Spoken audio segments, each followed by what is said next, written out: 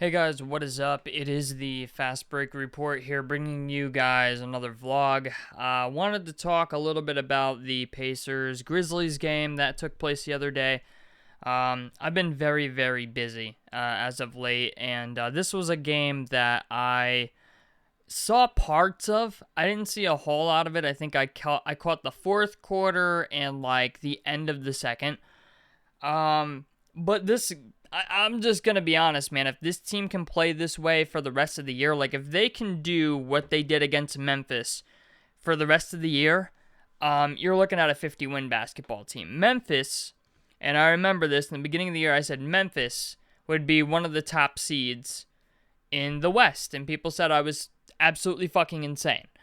But I was right. They are currently the second seed in the West. I wonder if they lost, since they lost to us, if they've knocked down any. No, they're still second. They have a record of 37-19. So they're second in the West. But we gave these boys the work. Okay? We won that game 127-113. And this is like the closest thing to a masterclass by the Pacers I think we've seen all year. Like just everything that this team needs to do to win happened. Tyrese Halliburton had 22 points and 9 assists with 5 rebounds. He shot 9 of 17 from the field, 4 of 11 from 3. All right, it's not the end of the world.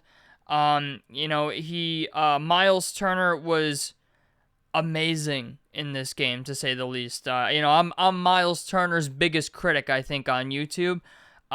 He, even though the field goal percentage wasn't great, what he brought to the table was just perfect. 17 points, 10 rebounds with 7 blocks. I mean, this was great. This was a great game for Miles Turner. You know, if Miles Turner could give us like 17 and 10 every game, those I think are the really two big pieces of why like this team has consistency issues. Those are the two main things that I think really, really need to happen for this team to win. And that's Tyrese Halliburton to put up like a 20 and 10 and Miles Turner to just put up a fucking double-double, like give us 15 and 10.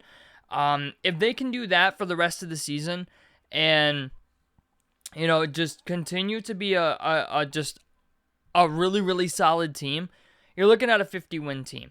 We had a lot of guys in double figures too. Let's see, 1, 2, 3, 4, 5, 6, 7. We had 7 guys in double figures.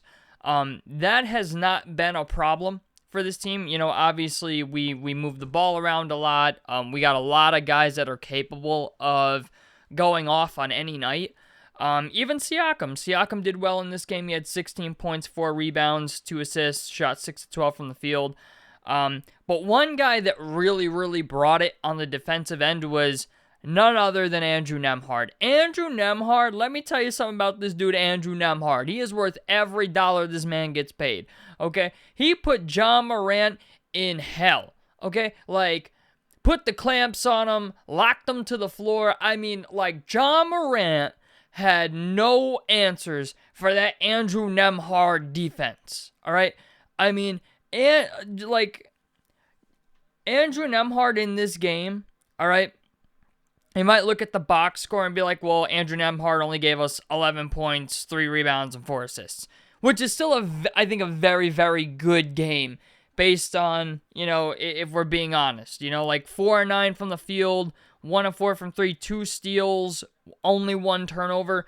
But what he did to Ja Morant, I'm not gonna lie, I think we witnessed a murder, okay? I think we witnessed a murder with what Andrew Nembhard did to Ja Morant. Ja Morant only had 12 points in this game, had 6 assists and shot 4 of 15 from the field.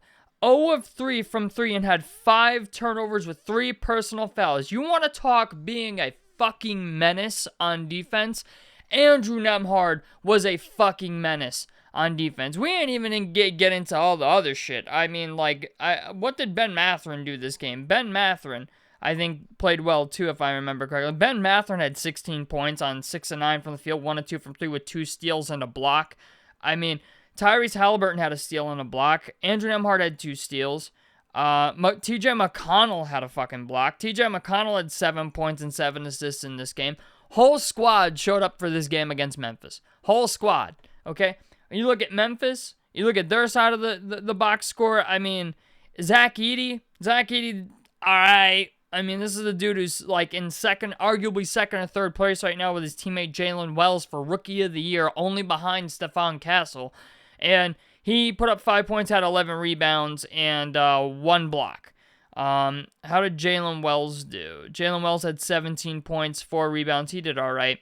8 of 8 from the free throw line, 4 of 8 from the field. Jaren Jackson Jr., 18 points, 7 rebounds, 4 assists with 2 blocks. He had 5 personal fouls. Jaren Jackson Jr. got in some foul trouble this game. Desmond Bane was easily the highlight of their night. 23 points, 5 rebounds, 7 assists, 9 of 16 from the field.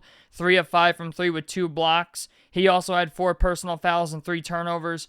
Whole team played well. Just going to call it what it is. Whole team played well.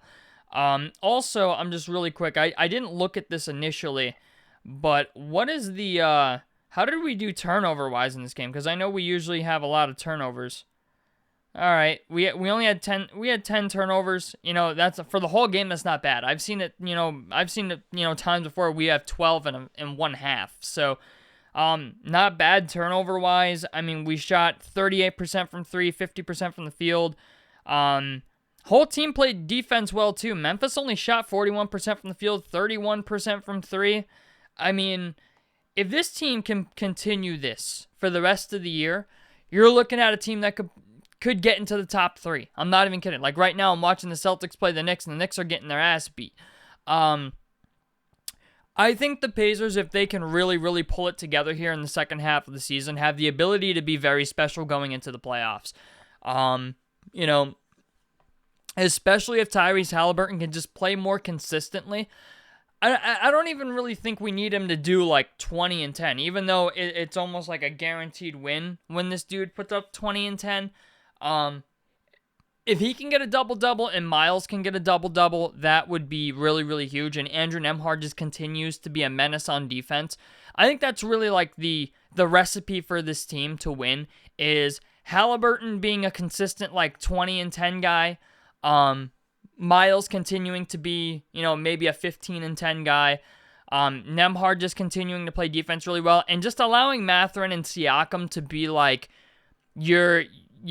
Mathurin be your sixth man and Pascal Siakam be like your bona fide, I need a bucket guy.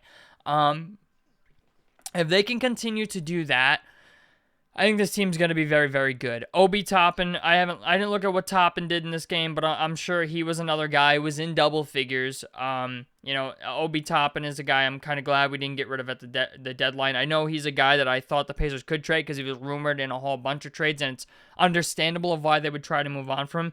But yeah, Toppin had 12 points, 5 rebounds, shot great from the floor, 4 of 6 from the field, 2 of 4 from 3.